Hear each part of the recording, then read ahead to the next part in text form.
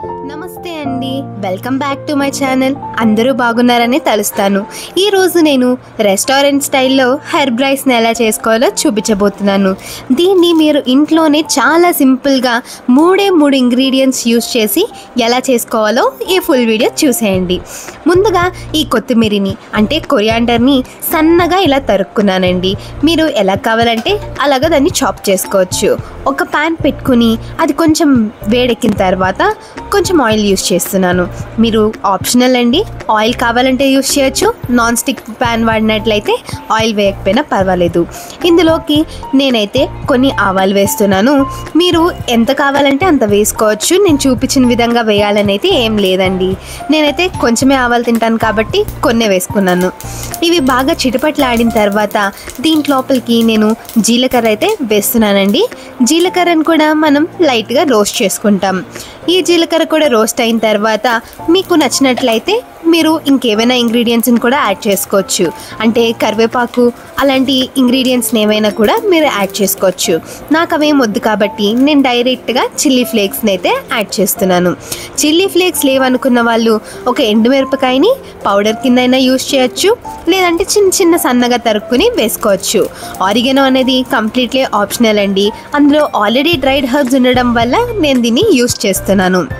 అందులో మనకి basil leaves ఇంకా గార్లిక్ కూడా ఉండడం వల్ల నేను దాన్ని డైరెక్ట్గా యాడ్ చేస్తున్నాను.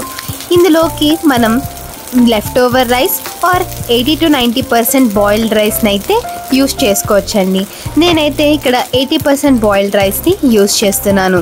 అది ఇందులోకి ప్యాన్లోకి వేసుకున్న తర్వాత కొంచెం బాగా మొత్తం అంతా మిశ్రమం కలిసేలాగా మిక్స్ చేయాలి. దాన్ని కాసేపు మీడియం టు లో ఫ్లేమ్లో పెట్టుకుని ఇలా స్టిర్ ఫ్రై చేసుకోవాలి. ఇలా చేసుకున్న తర్వాత మీరు చూసినట్లయితే రైస్ తాలూకా రంగు చేంజ్ అవుతుందండి. ఇది చేంజ్ అయిందంటే దాని అర్థం మన రైస్ రెడీ అయిపోయినట్టే. ఇలా ఎందుకు చేస్తామంటే మనది హోటల్ స్టైల్లో రావడానికి విడివిడిగా ఉండడం కోసం అని అయితే చేస్తామండి. దీంట్లోకి తగినంత సాల్ట్, మీకు కావాలనుకుంటే గరం మసాలా కూడా యాడ్ చేసుకోవచ్చు.